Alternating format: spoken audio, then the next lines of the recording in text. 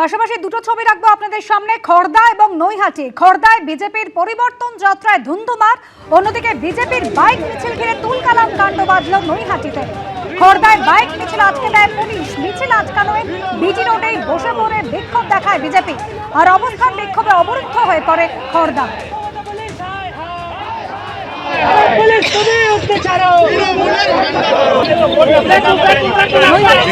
বিজেপির পরিবর্তন যাত্রা উপলক্ষে নৈহাটির নদিয়া জুট মিলে মোড় থেকে শুরু হয় বাইক মিছিল। নৈহাটির গৌরীপুর মোড়ে মিছিল আটকে দেয় পুলিশ, পুলিশের সঙ্গে বিজেপি কর্মীদের ধস্তাধস্তি, এলাকায় উত্তেজনা।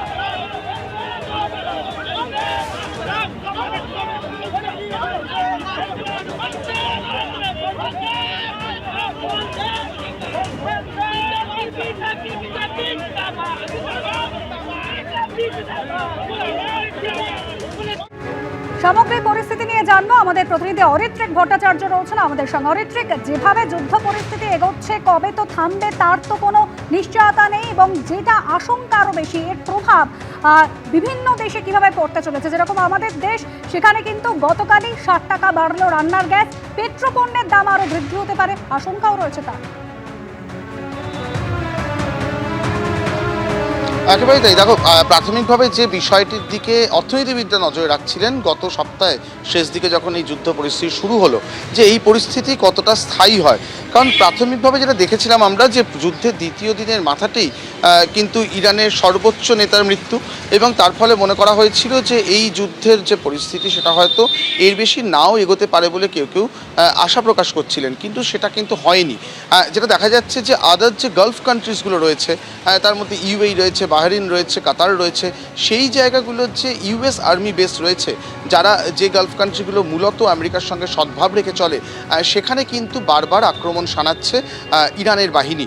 এবং আজকেও যেটা দেখা যাচ্ছে, এই মুহূর্তে দাঁড়িয়ে দুবাই ইন্টারন্যাশনাল এয়ারপোর্টের অপারেশন সম্পূর্ণরূপে বন্ধ করে দেওয়া হয়েছে। কারণ আজকে সকালবেলা, গতকাল নয়, আজকে সকালবেলা দুবাই ইন্টারন্যাশনাল এয়ারপোর্টে একটি কনকোর্স এলাকায় একটি বিস্ফোরণ হয়েছে, এবং সেই বিস্ফোরণের ছবি বিভিন্ন সংবাদ সংস্থার কাছে এসে পৌঁছেছে, এবং তারপরেই যে সিদ্ধান্ত নেওয়া হয়েছে যে দুবাই ইন্টারন্যাশনাল এয়ারপোর্টে এই মুহূর্তে কোনো রকম অপারেশন চলবে না। এমনকি এমিরেটসের মতন বড় বড় যে বিমান সংস্থা রয়েছে, তারাও কিন্তু তাদের যে সোশ্যাল মিডিয়া বা এক্স অ্যাকাউন্টে তারা জানিয়ে দিয়েছেন যে তারা এই মুহূর্তে দুবাই ইন্টারন্যাশনাল এয়ারপোর্ট ব্যবহার করছেন না।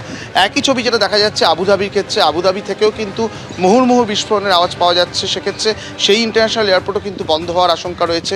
তেহরানে, ইরানে, সেখানেও কিন্তু ইতিমধ্যেই বিস্ফোরণ হয়েছে। সার্বিকভাবে যেটা দেখা যাচ্ছে, মধ্যপ্রাচ্যের গুরুত্বপূর্ণ যে এয়ারপোর্টগুলো রয়েছে, যেগুলো মূলত গোটা পৃথিবীর লোক ট্রানজিটের জন্য ব্যবহার করেন, সেগুলো বন্ধ হতে থাকছে।